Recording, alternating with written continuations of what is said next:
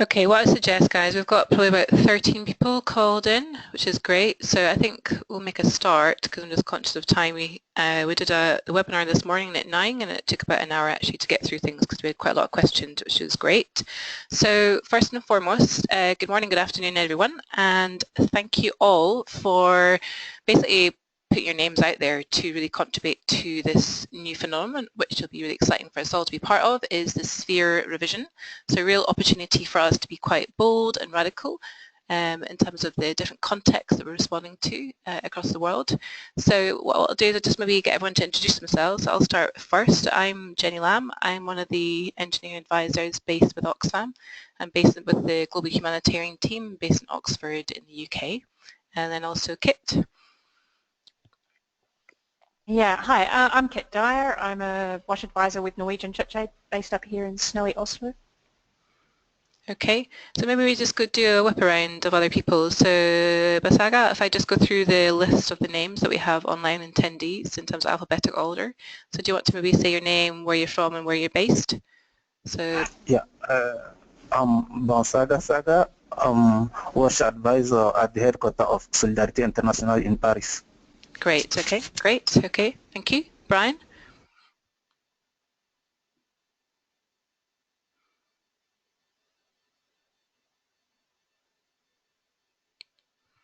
Brian, can you talk? Maybe not. Okay, Brian, go ahead. Yeah, sorry. Sorry, this is all new for us, this technology, isn't it? It's new for me too as well. So go ahead, Brian. Yes, I can talk. I had it muted, which is why it was this sudden panic. Where's okay. the unmute? Oh, yes. Did you want to introduce yourself, Brian? Brian Mead, Wedek, just released from a student viva, so not quite settled down yet. Okay, great, okay. And then Karin?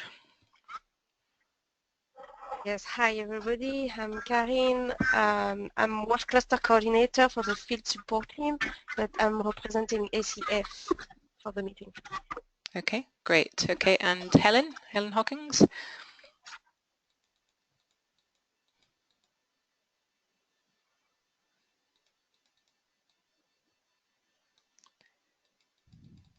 Helen, can you unmute as well? Sorry, it takes a minute to maybe to unmute.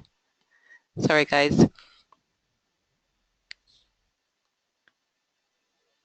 Maybe if I introduce on behalf of Helen. So Helen Hawkins is a hygiene promotion specialist and she's an independent consultant, so she's working for a range of NGOs and the UN. Okay, and then Oliver, do you want to go next?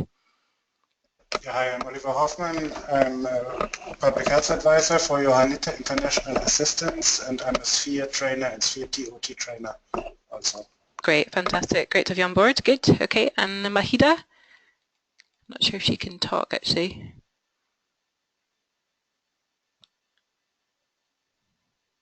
Okay, Kit, do you want to introduce her? I think. Yeah, sure. Mahida is with the Palestinian Water Authority based in, now I'm going to say something wrong, I'm sure.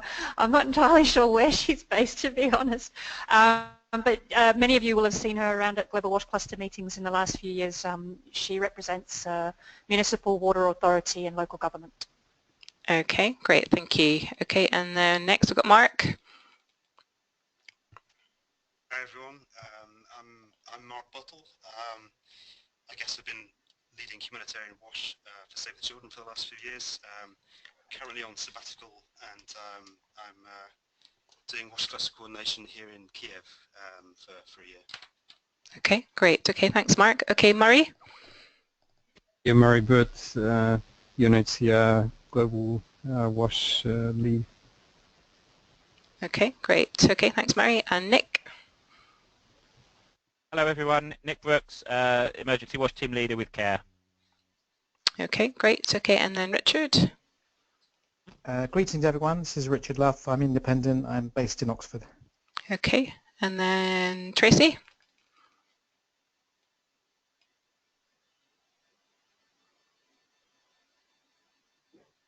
Not sure if Tracy can talk. Tracy, are you still there? Okay, so Tracy Wise is a WASH advisor with OFTA, and she's based in Washington, I think, yeah. Okay, and then William?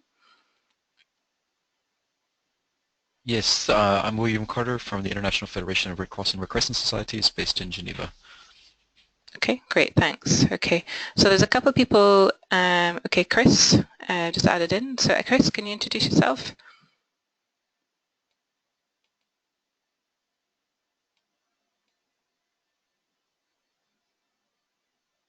Okay.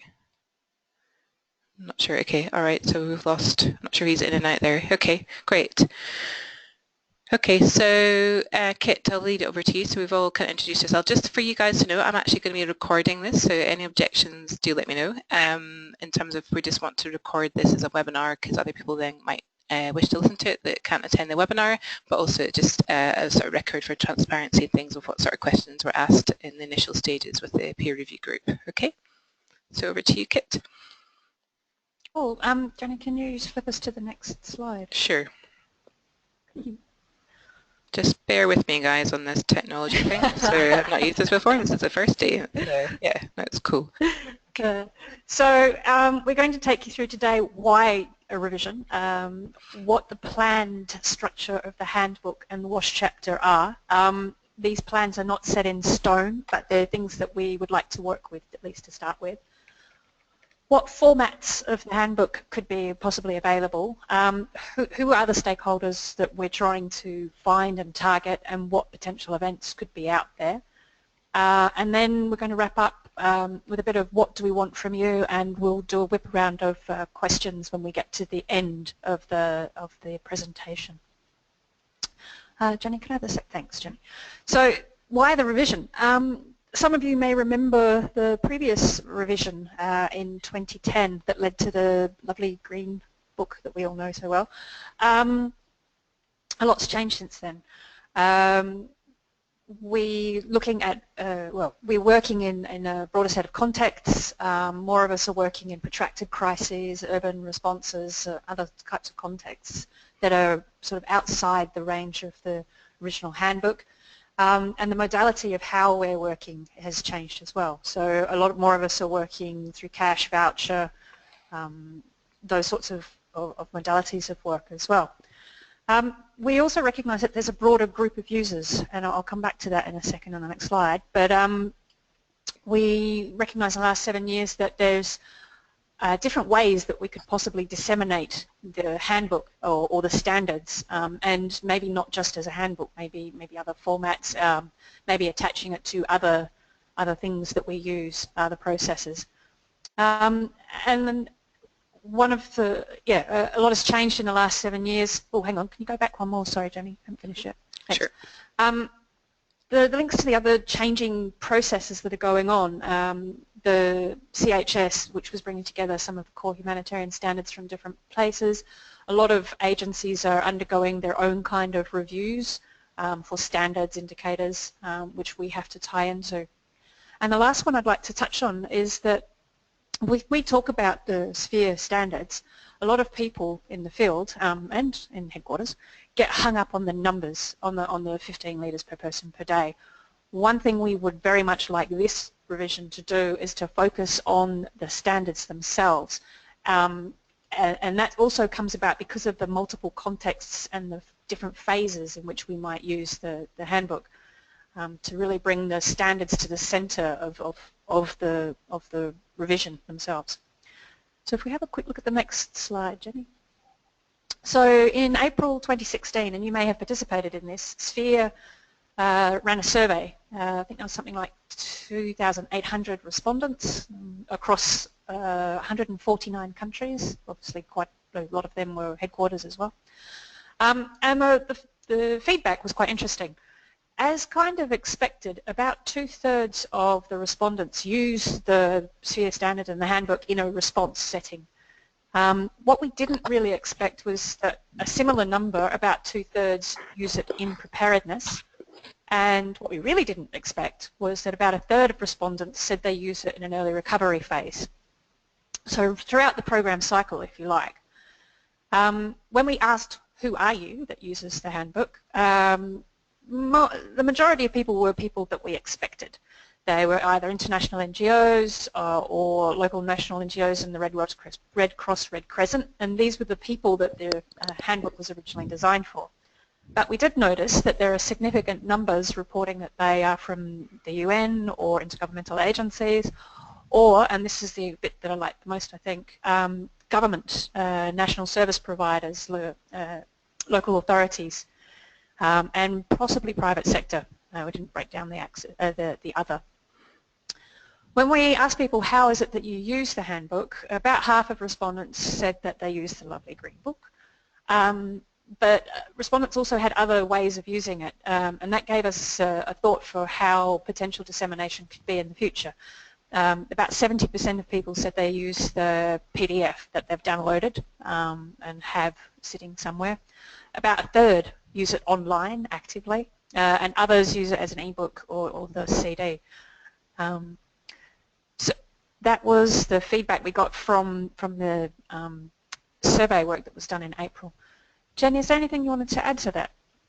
No, that's fine. I think that's pretty clear. I mean, that was something that the internal sphere secretariat that did. So they've been actively doing that before they brought us on board. So, yep. Yeah. One last thing, though, before we move on, is that the handbook is available in about 28 languages. And a comment that was from the earlier webinar noted that not all of the handbook is always available in all of the languages. Some clusters have taken on board doing a translation themselves of their piece of the handbook, which creates a bit of an issue in that the whole handbook or the whole standard is actually quite useful.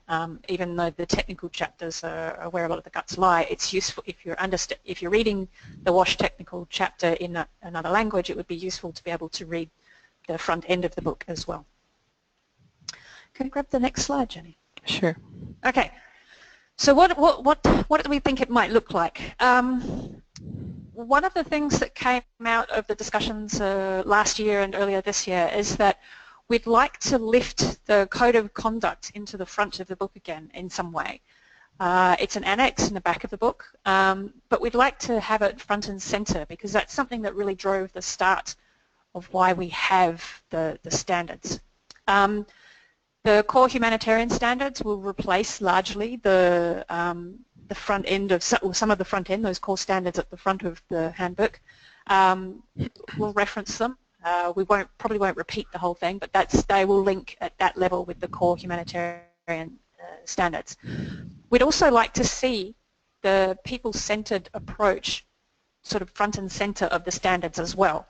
So as well as having it at the front of the book or the handbook, is to have it reflected throughout the technical standards as well.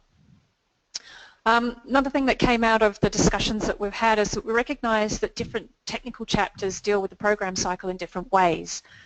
The WASH chapter, for example, has the first standard is about an inclusive design, so making sure that people are involved in the design of programs and projects. The other technical chapters have different parts of it as well. Some of them include assessment, some of them include other aspects of the program cycle.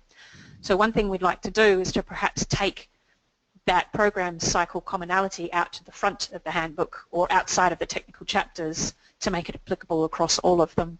There may still be certain things that need to be embedded in the technical chapters that have a specific meaning. Nutrition surveys, for example, there are technical issues about the standards of them that they need to touch on, whereas we may not need to do that. At the moment, we're sticking with the 4 technical chapters: WASH, food security and nutrition, shelter settlements and NFIs, and health action.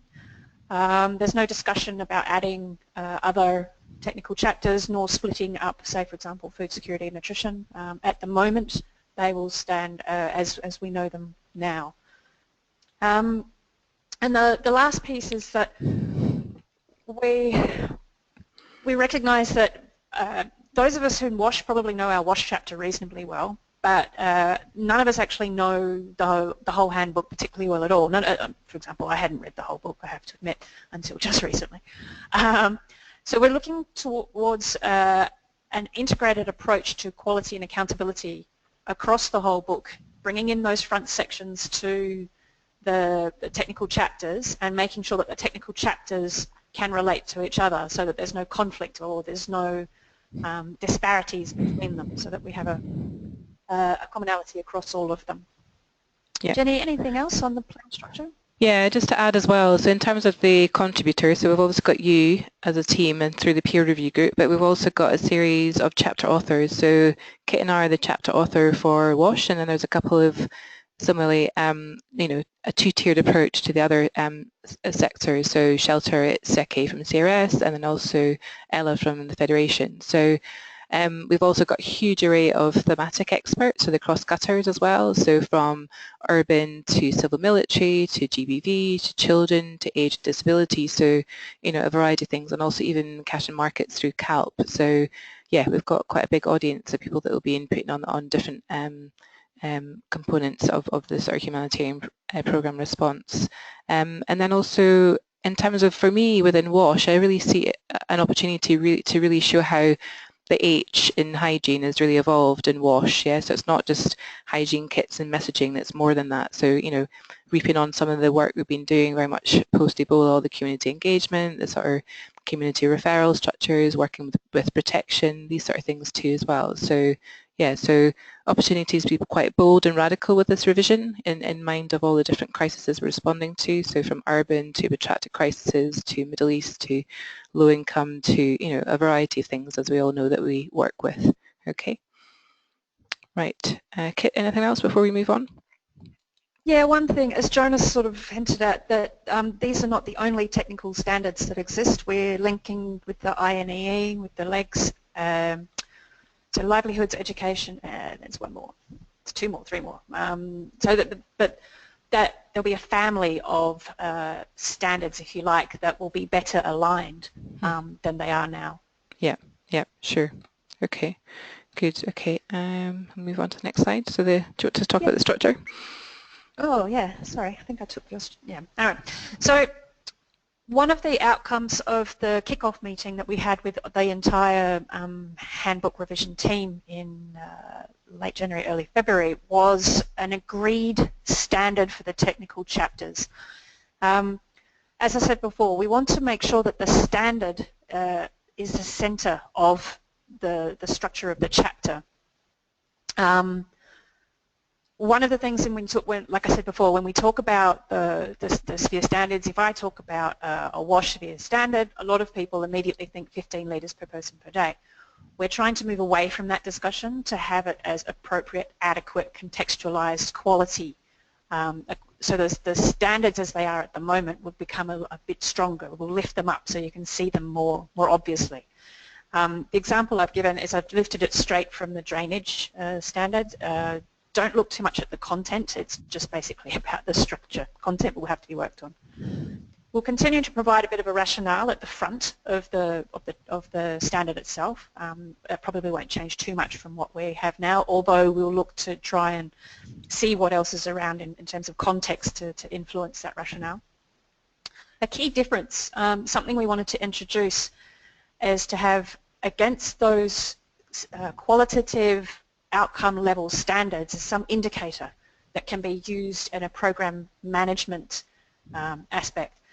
A lot of us who are based in headquarters or at a country or regional level who work at a program level try and link our program structures to sphere, and having a common outcome indicator that we can all use, I think would provide us with, I think it would be a good thing that we can all use together. I think it would make life a bit easier, for example. The key actions will continue to be inside the standard. That doesn't change much from before. And the key indicators would then relate to those indicators would relate to the actions.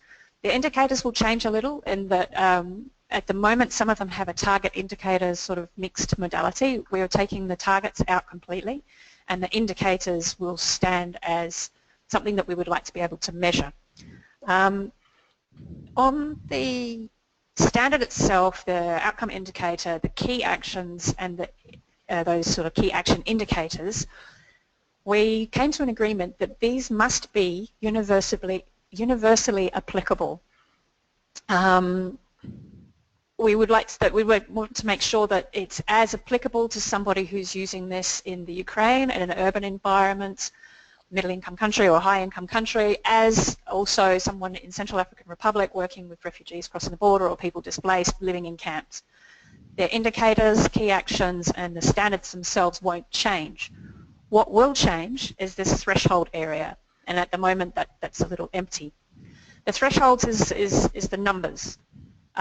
We recognise that you can't get rid of the numbers completely, as much as I would have liked to have done so, because they actually do start a good conversation. If you're new to the field, if you're working for an agency that perhaps is new to the field, if you're working in a new place, you need somewhere to be able to start that discussion, and that's something that the handbook has really provided with a lot of people, particularly maybe at the start of their careers, is something that they can bring to the table and they say, all right, I know I've got something here I can start this discussion on, I've got 15 litres per person per day, where can I go from that?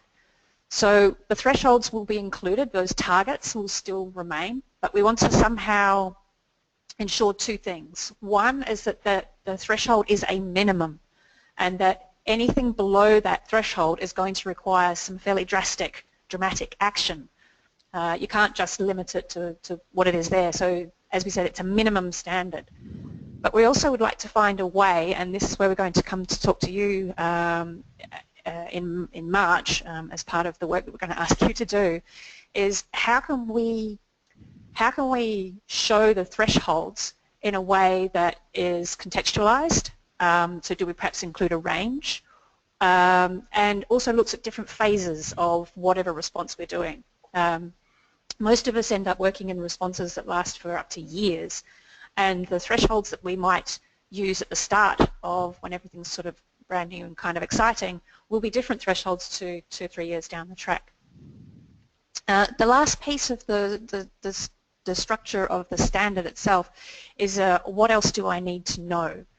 And that's sort of taking some of the guidance notes that are from the existing handbook, as well as other documents that are out there, maybe from agency documents or new things that have been written or other standards. Also, this would be the place where we might try and bring in some of the protection principles. What are the things that I need to know in order for the work that I'm going to be doing to meet this standard that I've applied at the top? Maybe there are things from other chapters that I need to be really aware of, and having a discussion with people who are working on those other sectors. Jenny, anything else that you'd add to that quick discussion? I just think as well, so just in addition to this, so we'll share it with you as a peer review group as well. So London School of Hygiene, Tropical Medicine, they did a review of the evidence of some of these indicators and thresholds. So, and really looked at how smart we are, and there's a severe lack of the T. So, yeah, I think we'll be calling upon them to help, support some of this nuances, because they've obviously recognised the pitfalls, but also the merits of some of these indicators and thresholds too as well, that we have currently within the Sphere handbook and what we'll do in future. But yeah, we'll be, calling upon everyone else in the peer review group for ideas on that, because this is just something I think we're going to we'll struggle with over the next while we're writing this. One last piece on the structure of the standard. This is something we agreed to. We spent about a good few hours working around how can we make it simpler, more streamlined, and yet at the same time not lose the detail that we all use. So it's a starting point for the discussion. If we hate it, if it doesn't suit our needs, we can change it. But this is at least where everybody will be, the technical chapters will be all starting their discussion from this kind of structure, with a high-level qualitative standard, an outcome indicator, a set of key actions that are universally applicable, a set of indicators that are equally universally applicable, and then some discussion around what the thresholds will look like. Yeah, okay. Good. Okay, so in regard to the format of the future handbook, so we do have a bit of steer to be, short and concise, but also not losing the detail. So in a way, there's going to be an intention to have a static handbook, but then also a sea of living references. So this could be a cloud-based thing, it could be a web-based thing, who knows? So I think we need to look into that sort of IT architecture, and that sort of online evidence will also support the handbook through like inventories, case studies, training materials, and so forth. Yeah, so trying to sort of streamline all that sort of pick up and go information and contextualization for a WASH response. So yeah, they'll continue on with probably the sort of PDF document, the printed document, looking at on the the online version, whether it's through e-readers, your Kindle versus your tablets, that sort of thing too. And then also we've got a really fantastic group called Translation Without Borders. So they're a massive team there that will really help us look at the terminology of words, the editorial, so they've got software to really make sure the language and the sort of structure is all coherent throughout the whole book.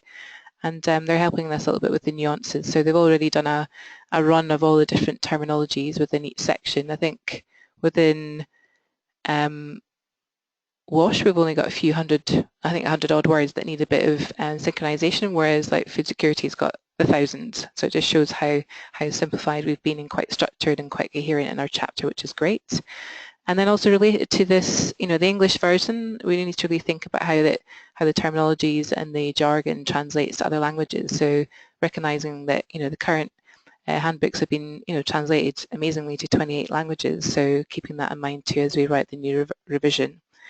And then also, taking on board that, this handbook goes beyond the humanitarians. So bringing on board, let's say, faith groups to the private sector, the development actors too as well. So how we can be inclusive of them and reach them in terms of the terminology, but also the recommendations too as well as we go forth, and also including them in the actual review process too, and the face-to-face and online consultations as well. Okay, right, just bear with me. Next slide. So Kit, on the timeline.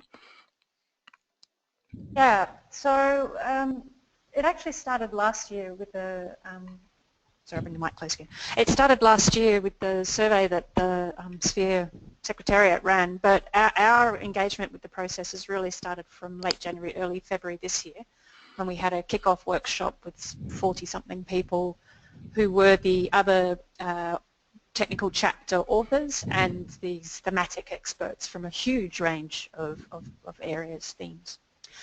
The outcome from that workshop was, as you saw, a sort of an agreed framework for how the standard would look, and then an agreed process for the next 12 months or so, or less now. Yeah. Jenny and I, with your support, will be producing a first draft for publication, for public consultation. This webinar is the start of that process. We will be coming back to you by Monday at the latest with something for you to read, something for you to comment on, something for you to take apart and put back together again. When we put the call out for engagement in this group, we weren't quite expecting everybody to say yes. So we've got 40-something of you, and we decided it might actually be better use of your time and also make it a bit more manageable for us if we divide you into smaller groups, and we're going to assign you a task that will probably not be the whole chapter. We've got 6 key areas and we've lumped a couple of them together, so you'll be looking at either one of water supply, sanitation, hygiene, and then one of vector control, solid waste management or drainage. If what we allocate to you, and the allocation process was it was quite opaque, to be honest. We put your name on a list and thought, yeah, that looks good. If you really don't like it, come back to us, and we're quite flexible, we can change it. We just don't want any particular piece of the chapter to miss out on some really good thinking from people. So if you're assigned to solid waste management, for example, don't all run away from it. It's actually something we need to concentrate on. So that will come to you on Monday with some fairly clear instructions and something that you'll actually be able to take apart and put back together again. We'll have a process of how you're going to do that, what you physically will do, and we'll put that in the instructions for you on the Monday. We've given you 2 weeks to do that. We recognise that it's actually quite a lot of work. It'll probably be about a day of your time, is my guess. It may be more. If you're extremely lucky and really, really fast, it may be less. So we'll give you 2 weeks, and then Jenny and I will have to take all of your inputs, everything else we've been able to find, the other people we've talked to, and to produce that first draft that we will then send back to Sphere, who will then send it out for public consultation. The public consultation will be over April, May, June. And during that public consultation, it'll be both an online consultation process plus face-to-face event-led consultation. And we and the Sphere Secretariat will be looking for people to host face-to-face events, possibly at a cluster level or at some other kind of joint level where you've got other people coming together. Jenny and I have a little bit of a budget that we may be able to join you in those events, but it is only a little bit of a budget. We can't be everywhere. Plus we have day jobs, so we can't really be everywhere at once. That consultation process will close at the end of June. That's right. And then the information will go back to the Sphere Secretariat. They will absorb it. They will turn the document around. There'll be a lot of playing backwards and forwards. We'll be involved in that process. And then it looks like we'll have a workshop in September to see where we're at. And then in September and October, there'll be a second round of public consultation. Hopefully not as intense as the first round. Hopefully it'll be a little bit bedded down by then, and we won't have to have quite so much input.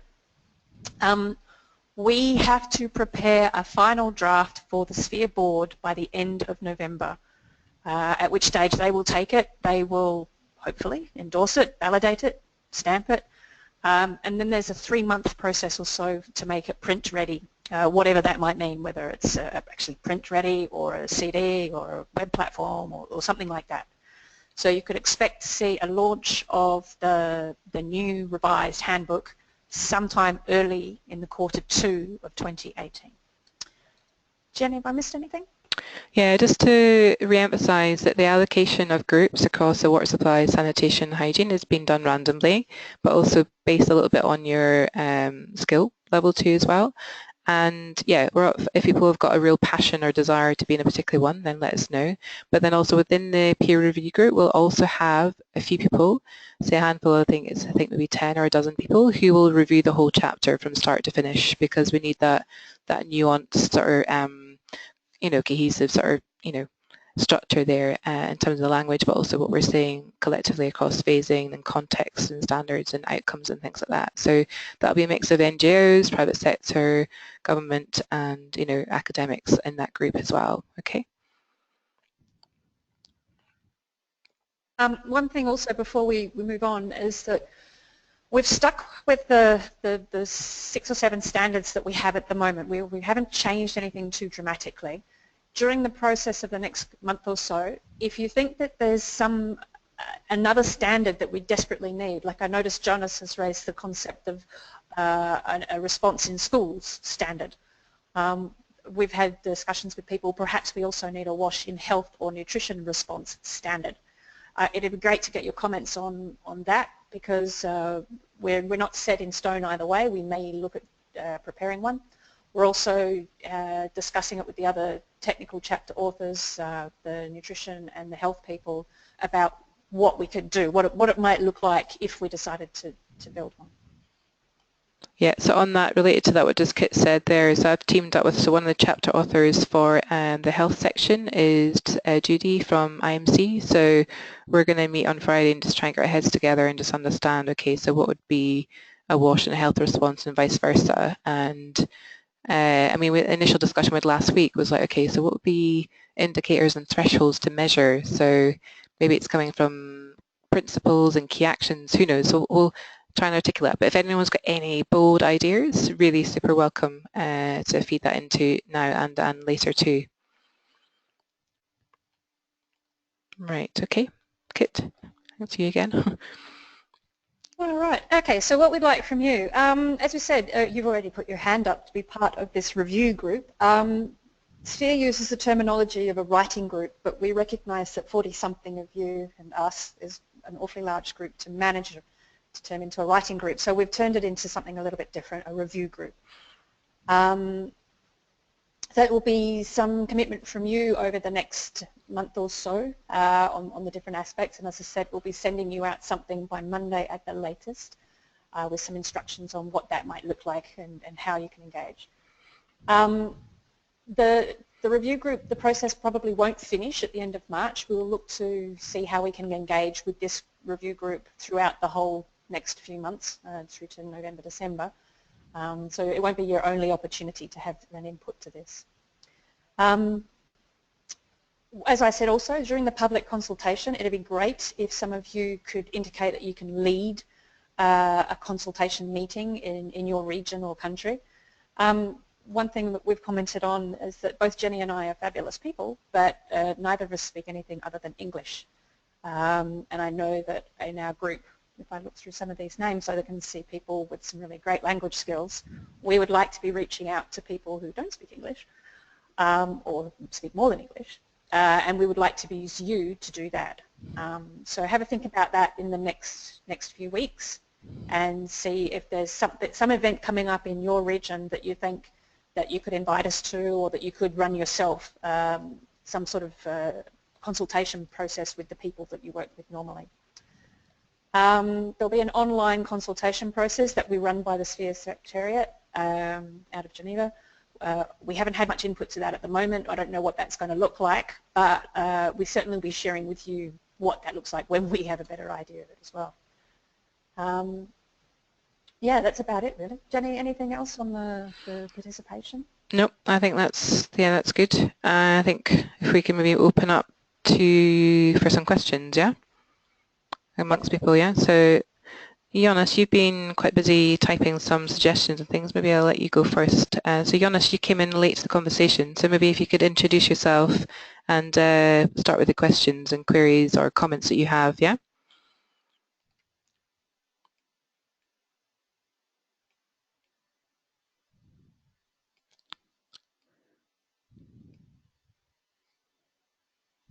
Jonas, can you speak? Hello? Oh. Go ahead. Brilliant, Jonas. Okay, maybe introduce yourself, Jonas, and then go ahead with your question. Thank you very much. Thank you very much. I'm very, very happy for this discussion. I'm Jonas from Congo TRC, and I'm a focal point for Sphere project in Congo. So what I need to propose, I need to see in the new version of Sphere project, I need if we can develop something for WASH in school, because when I was participating to different clusters, education clusters don't have specific sheets about how we can integrate WASH in school. This aspect should be very good to be developed in the new version. But also, as you know, many countries have actually WASH nutrition strategies, but in the handbook, the actual handbook, the WASH nutrition is not clearly defined. So I could also suggest to do something about WASH nutrition in the next version. But also, it could be better to make how protection is the link between protection and WASH must be also defended. You know, sometimes children have to go so far looking for water. Maybe also women are also victims of different violences when they are going to seek for water. So I need, if in the next version we can also show how protection must be also integrated in WASH activities, this could be very, very important for me. Okay, great, Jonas. Okay, good points there. So the synergies with the other sectors is really critical, is what I'm hearing. So with education, protection, and so forth. Yeah. Yeah. Okay. And also, I mean, maybe in general institutions, so WASH in schools, WASH in health facilities, that sort of thing too, as well. Yeah. Okay. Okay. Jenny, just. But also, as you know, yeah, go ahead. There are also many problems in countries where conflict are taking a long time. So to sustain WASH responses, it's a problem in different countries.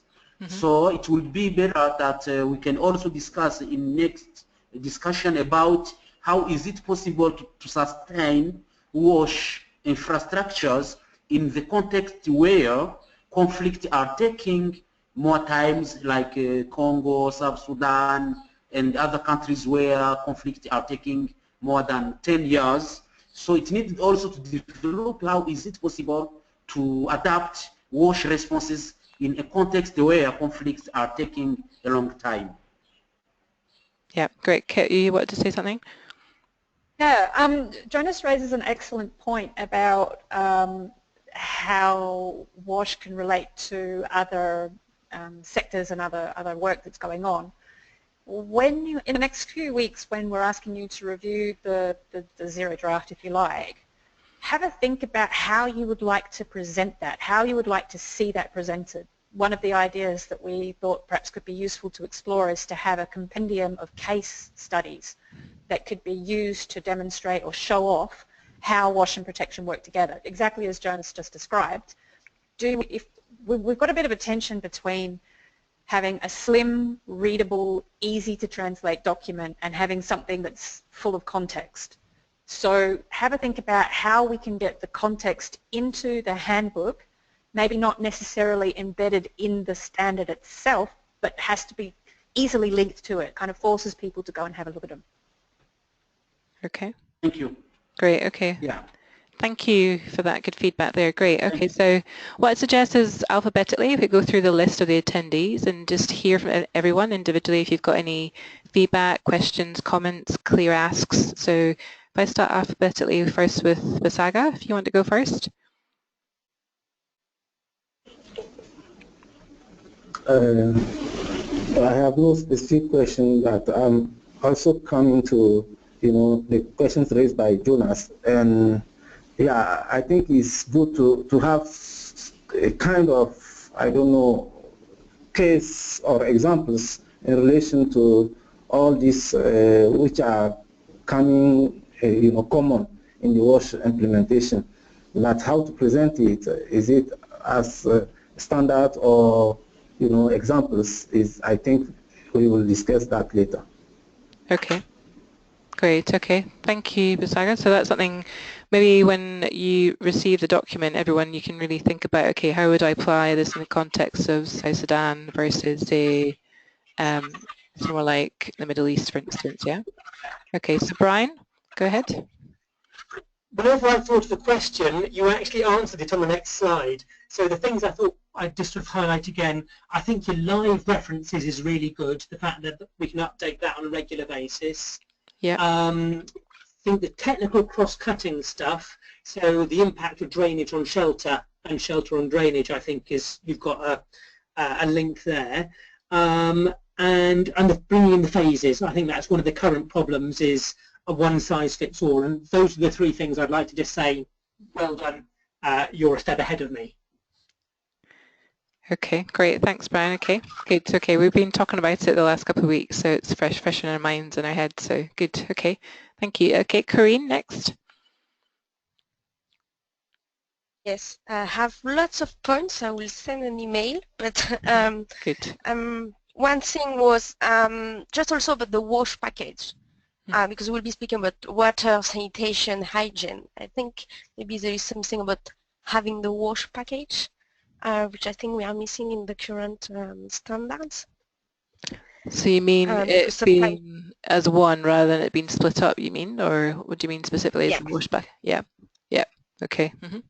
Like we speak washing nutrition, like integration, but maybe we should also see how we can integrate WASH, which I think is not seen in the sphere.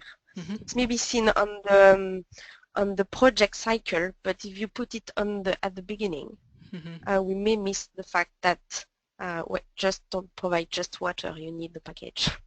Yeah, no, good point. Okay. Just on protection, I think it's quite important to take into account the centrality of protection and the work that the cluster is doing now with protection and WASH. So the protection cluster is looking at how to mainstream and make protection central for all clusters. So you don't want to do double job. Mm-hmm. Okay. I had another one about cross-cutting issues. Mm-hmm. Will it be in the front pages? Because we speak about integration, but what about gender, handicap? Yeah, good question. I'm trying to rejig my memory from what we discussed in, so I think overall per section, can you remember, Kit, the overall per section they're going to have that? Per each individual's technical chapter, they'll just have a bit of principles of how that relates in the WASH, so gender, protection, you know, things like that. You know? Yeah, exactly.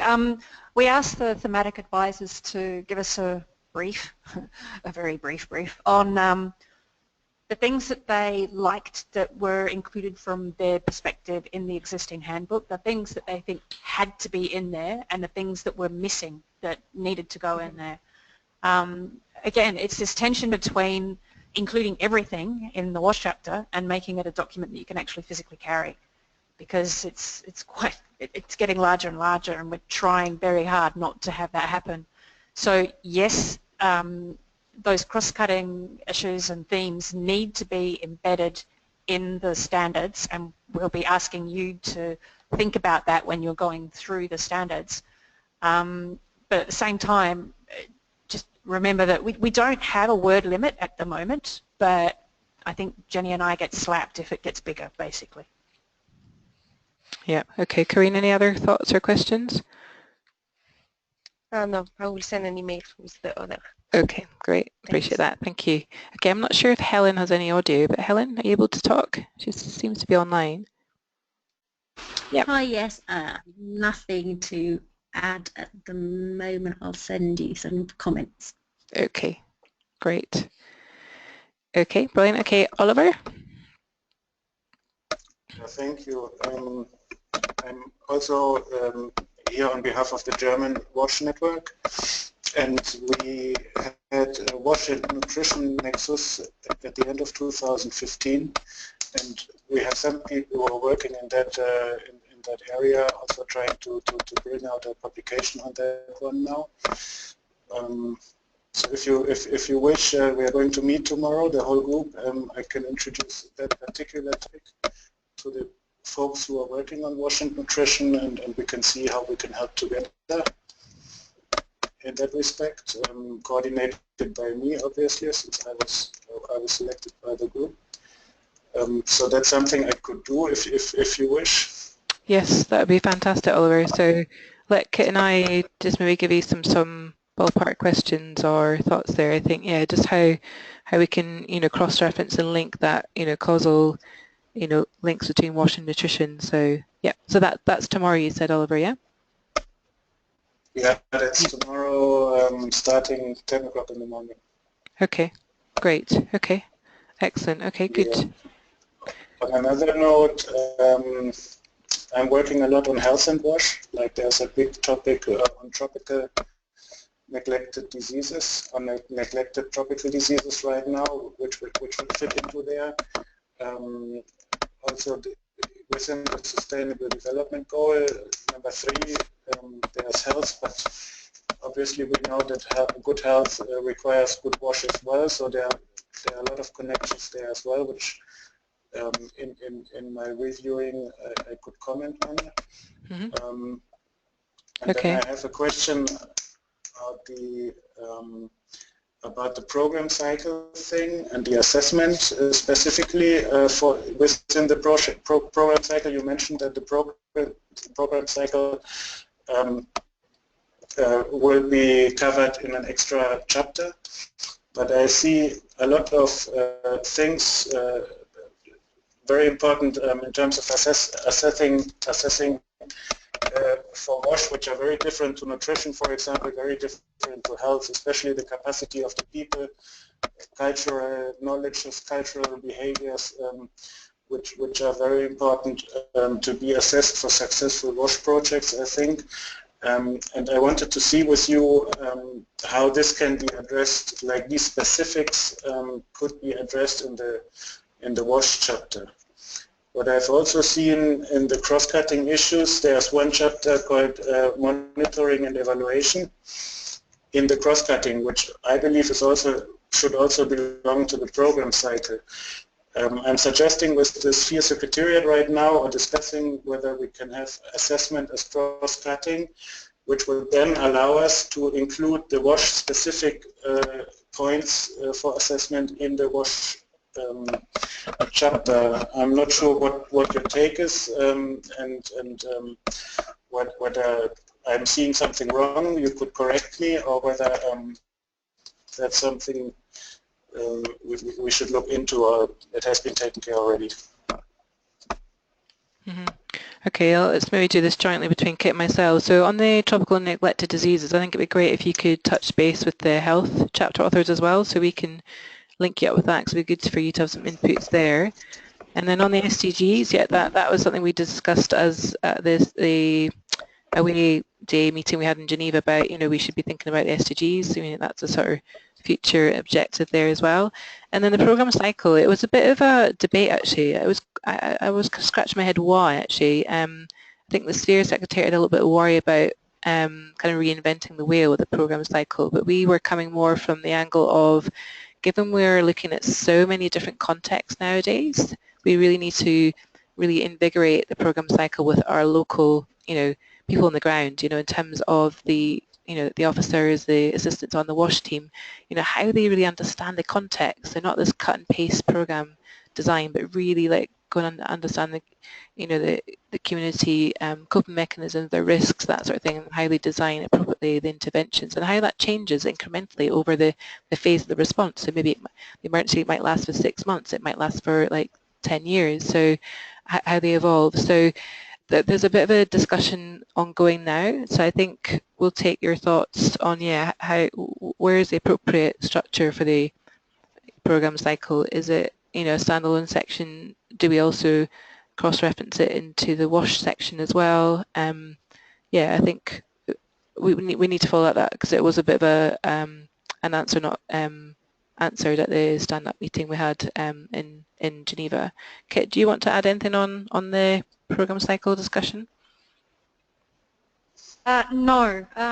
It's just to note that Oliver raises some good points. There probably are some things that will be necessarily specific to WASH, not in terms of the content of the assessments, but the way that the assessments are done, the process of it.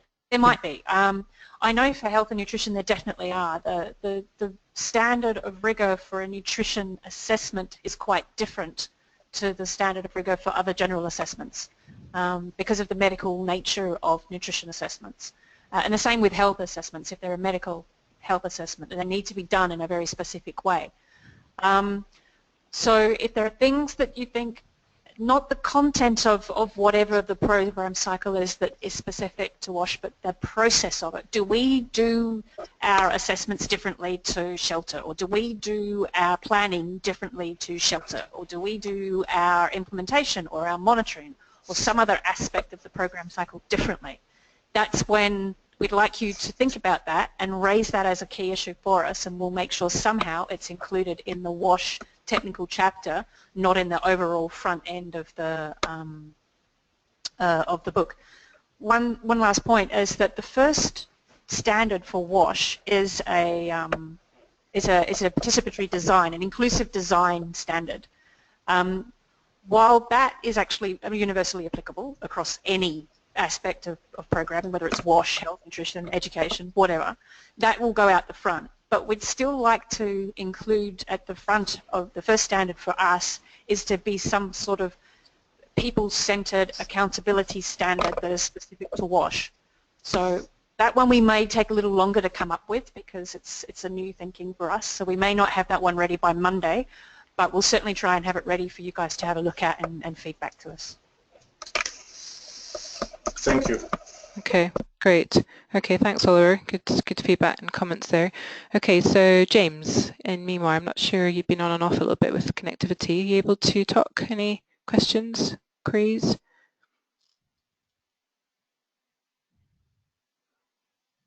Yes, as you said, I missed the first sort of 30 minutes. I'm a bit on catch-up here, so I guess I'll reserve my inputs for later when I have a chance to read through. Okay, great. Thanks, James. Thanks for your efforts in trying to get online. Jonas, you've raised your points, I think, so I'm going to maybe move on to Mahida. Are you able to talk?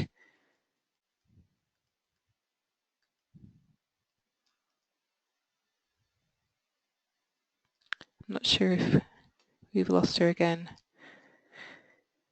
Okay, in the meantime, maybe Mahida, if you're online, maybe type in the question in the chat box and I'll be able to communicate for you. Okay, so Mark, you got any questions or thoughts or queries? Yeah, thanks. I like a lot of things that have been raised so far, especially the consideration of different paradigms and different situations where, you know, some crises are all so different at the moment. So where I am, it's kind of an urban conflict at the moment. So how can we sort of relate to national standards and kind of risk reduction or risk management approaches, as well as that normal sort of response in a classic sort of sense? I guess these are all challenges. I don't really know how to take them on board, but perhaps the thresholds idea is a good place to be able to capture those different things, and maybe that's what you had in mind all along. But yeah, I like the sound of that. I liked what Corinne was saying about the vulnerable groups. We all struggle, I think, to take into account the needs of vulnerable groups, so to try and have that a little bit more explicitly written in to different standards would be useful, I think. But perhaps alongside that process, is there an opportunity to link a bit more closely to things like the HRP process, where things like there's a gender marker, but it's kind of pushes gender so front and center compared with things like handicapped people or older people, or, you know, children's needs. I don't know, just, you know, perhaps there's an opportunity here for Sphere also to advocate somewhere along that process, given the current initiative. And then maybe in terms of the format of the guide, yeah, I guess it is obviously a risk to become a brick that can't be carried around in one volume, and might take a lot of translation, but maybe in a sort of digital age as well, it's you know, a lot of people are going to use this as a PDF. I certainly did. So maybe there's even an opportunity there to sort of have the possibility to help someone to easily screen what kind of response are you in at the moment, with, you know, 3 or 4 very quick sort of filters that people could turn on and off, and just be left with something that's more applicable to them, so that more information can be put in rather than sort of ducking it. I don't know. I mean, it's yeah, it's nice. You know, I liked the comforting, you know, carryable volume as well. But at the end of the day, I hardly ever used the paper copy. So maybe that's worth bearing in mind. Yeah, good to. I think that's all I wanted to say for now. But yeah, good to see this taking place. Brilliant. Thanks, Mark. Thank you for your ideas and context there. Okay, Murray. Okay, yeah, thanks for the presentation. It's great. Just a few comments from my side. I totally agree with the threshold concept, and the way UNHCR has managed this is to look at 2 phases, one of the immediate acute emergency and then a post-emergency or protracted phase where you have different thresholds. So just to put that on the table. The other thing I would say is, with the indicators, the one thing I see missing at the moment is a means of verification, and this is something that I've found difficult, is unless you have an indicator that's easily measurable, it sometimes becomes meaningless. And so I think we need to think about what's the means of verification. If you have the indicator, can it be measured in a household survey, or can it be taken by a physical measurement like a water meter reading or counting number of toilets or something?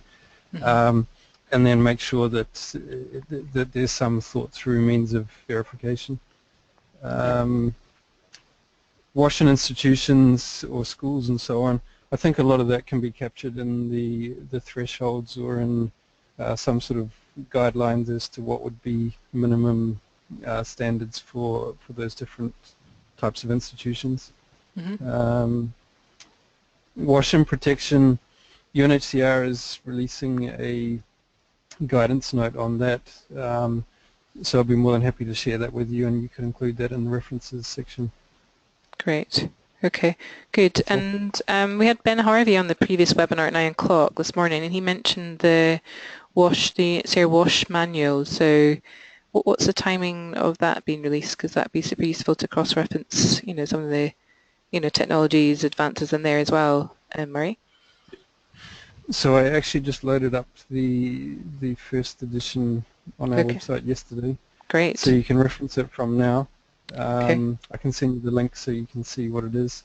We'll probably do a second edition quite quickly, but you can reference it immediately. Great. Okay. Brilliant. Okay, thanks. And then also just with the thresholds, when you said you've defined between two phases, acute and post-emergency, how did you go about that process in defining those different thresholds in terms of the consultation, or how did you define it? Was it through evidence? Was it through good programming in terms of expert opinion, that sort of thing, or? So what we've done there, basically the acute emergency, we've adopted the SPHERE thresholds or guidelines that in the existing manual. And then for the post-emergency phase, our recommendation is normally to look at national standards first and align thresholds with either what's the level of service in surrounding communities or what's the national standard. And then we have guideline values that have been developed over time based on experience of UNHCR managing refugee camps. I'm not sure that there's a huge amount of documentation behind those, but I can dig into that a bit more. Okay, great. Okay, thanks. Okay, is that everything? Yeah, we move on to... Yep, great. Thanks, I'm going to have Murray. to leave the call now. I have something else. No, thank you. Okay, great, Murray. Thanks very much for your time. Okay, great. Okay, Nick. Bye-bye. Hi Jenny, thank you. Yeah, great presentation, both of you, and some interesting questions as well. I'll keep it very short and just pick up again on the point made by Corinne and echoed by Mark around gender and vulnerability.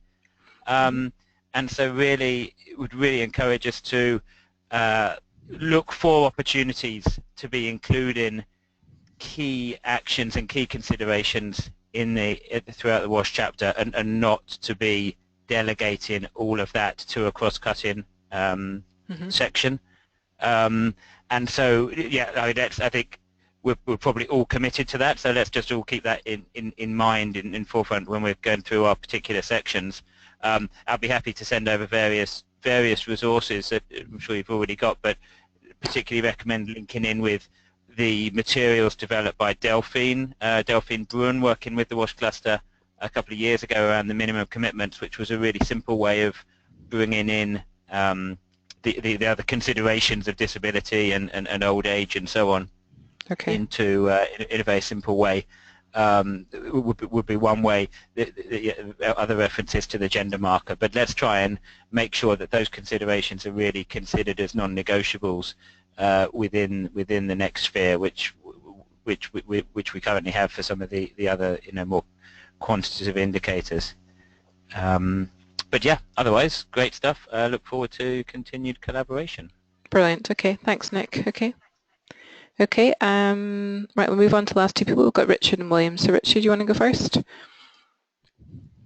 Yeah, hi. Thanks very much, Jenny and Kit. Really clear, great, and great. There's so many experts involved. So very briefly, I mean, I sent you both the notes, number of points in there, but the one I just wanted to put out there more in public, and not necessarily to respond now because we're already past an hour, is just the idea of the importance of linking, for me, the importance of linking with the Sustainable Development Goals, and seeing that, the recovery is very much, many people have used this sphere for recovery. I think we need to talk to them at some level. This actually needs to be addressed across all of the chapters, so it's not WASH only, so it might be out of your reach, out of your say, but I just wanted to flag that publicly with everyone on the call now. Yeah, and I mean, Richard, if you've got any ideas of individuals or organisations to help us with that, then really, welcome those ideas too, and anyone else on the call too as well, because yeah, you're right, a lot of people do use Sphere that are in that recovery development phase too as well, as a sort of, as a technical, reference guide as well. Yeah. Well, I can do so if you think it's going to be a goer. There's no point me searching around if Sphere as a whole isn't up for it. So give us a steer on that, please, and maybe we can hear from others and see what they think about it. I mean, some of the thematic experts we've got involved as well are on DRR and climate change as well. So I'll give you a sense of who they are as well. Maybe for the peer review, it would be good for you to know actually who the thematic experts are as well, because they're quite wide-ranging, from practitioners to academics as well. Okay, good. Okay. Jenny, just before we move on, also to answer Richard's question on whether the whole book will look beyond just a simple first phase emergency, yes. The discussion at the kickoff meeting was that it's not just the WASH chapter. We'll be looking at the whole program cycle from preparedness through early recovery and into sustainability into the future. We're all going to be looking at how we can integrate this into that. Okay. Great. Okay, thanks. And thanks, Richard, for reaching out with some points as well. And if anyone else wants to do that in the next few days, that'd be great as well. Okay, so Will, last and not but least, yourself. Last and least, yes. Well, I'm surprised nobody's asked about the color. I know Kit is pushing for purple, but no. I mean, no, just to pump again for a physical copy of it, and I think that's going to kind of reflect on the next two things I'll say. But I think, yeah, we're getting there where it's you know, it's more and more electronic. But I can tell you that we had a hard time holding on to the physical copies that we had. And I think in the past they were everywhere. They were just sphere books, you know, just used as door stops and things. And last time they were a bit more precious, and I think that harmed the dissemination process a little bit. We had a harder time getting them out because they weren't just kind of free and ubiquitous. So I think it's definitely good to have all the electronic ones, but I don't think we're there of moving past the physical copy yet. And I think with that in mind, kind of to Mark's point of you know, not wanting a huge brick, but you know, using it perhaps in annexes and things. But I really wanted to push back against the idea of additional standards, particularly for things like WASH in schools. It should be obviously part of it, and it already is, but I think that's a very slippery slope, because then people are going to start to ask, well, what about WASH in prisons? What about WASH in conflict? What, you know, you can say it 100 ways, and I just don't think. I think the book will weaken if you go down that route. So I would keep the standards that you had, and just have more linkages to other sectors. I think that's really key. I would say the same thing about case studies. I just don't see that this is the place for that. I don't think the Sphere Handbook is where a case study belongs. You're just not going to be able to cover enough cases, enough context for those to be really really useful. Nice to have, but I just don't think that they'll fit. I do think some other linkages. I think you know, things like, you know, do we have a water standard for livestock and things like that, and more mentions, more linkages to the other sectors would be good, but more standards would defeat the purpose. Just a question about the vector control section, and I'm just wondering if whether you've reached out to someone who's a bit more specialized on that. I don't know of those 40-something people that are on the panel, whether there's somebody from an organization like Mentor or London School, that, you know, someone who's actually an entomologist or whatever who might participate on that. That's an open question. And the second one, and this may be showing my ignorance of the book, but I had a really quick look in the index and couldn't find it, whether there's any at least a linkage to some of the dead body management materials out there, if not a whole standard, which may be too much, but some linkages to the, sorry for the background noise, to the revision process that's going on with the dead body management guidelines underway by the Red Cross and WHO. That's it for me. Okay, great. Thanks, Will. So maybe because the vector control there's a lot of different linkages between shelter and the health section. So yeah, we'll follow up with that on the, you know, the sort of Mentor Ellis HDM gurus. I think the health section did mention that they did have someone, but I can't remember specifically who it was. So we'll follow up on that. And yeah, thanks for the other ones too as well, in terms of the number of standards and how diverse we go in terms of schools and things like that too. Okay. And yeah, I mean, the case studies, yeah, I think, yeah, a case study's old once it's already out there, you know, the sort of situation is changing so much, but maybe we could use it to sort of, as a capacity building tool to sort of take people through a scenario, for instance. I don't know, we'll play around with it anyway, but I think we've got to be cautious as well of length of text as well. Okay. Good, right. Wow, I've got lots of notes and lots of really good ideas from everyone. So it's been super valuable, guys. And sorry, did you? Yeah. Was I wrong about the? Sorry, Jenny. Just was I wrong about the dead body management? Is that already in there? And is there a possibility for making linkages? Okay. Apologies for my ignorance. No, it's kind of buried in both the WASH chapter and the health chapter. Will. Excellent pun. Yeah, but thank you. Okay. What? Oh, that was unintentional. Oh man, I'm good. You're good and funny, yeah, true. Okay, any last comments from anyone? There's a couple of people that we didn't hear from. Yeah. Yeah, Mahida, I'm not sure if she's... Yeah, Mahida has two issues. She was looking at the institutional WASH in schools, and she's also interested to know if there's something about WASH and poverty. I'm not quite sure what she means by that, but I'm sure we'll capture that from her as we go through. And Tracy had a concern about the urban and market programming, the different contexts and the way that the modalities are changing for us into the future. Yeah, yeah, great, okay. And then also I think, Mark's saying that Peter Mass is a vector specialist. I'm not sure, but we can follow up on that. Good suggestion there. I mean, we've spoken a little bit to MSF and their involvement in this too. And then the other thing was from, I think, Alban. If you come online later, I think. Have you got any questions or suggestions? Okay, and maybe not. Yeah, go ahead. Hi everyone. Yes, sorry, Jenny and Kit. I turned around late, so I just. I mean, my only comment would be to please do share the recording of the presentation, and then I'll catch back later. So very sorry for that. No problem. That's great. No problem. Okay. Great. Okay, well, I'm conscious of time, guys. We've run over about an hour now. So first and foremost, thank you everyone for being on the call today, but moreover being part of this process. Kit and I are super excited about working on this, but also be working with you on it too in a collaborative way. So I think kind of over and out from me, and I'll stop recording and then we'll send this around everyone. But moreover, on Monday we will be in touch with you about the groups and moreover about the actual document. So you'll have a document to look at on Monday for a couple of weeks, okay? Kit, anything from you before we close? Just in response to Mark's question about WHO, yeah, we had Andre Grigspor in the room for another reason, and we captured him a little bit. So and through the health chapter as well, we'll try and push up those linkages between the two things.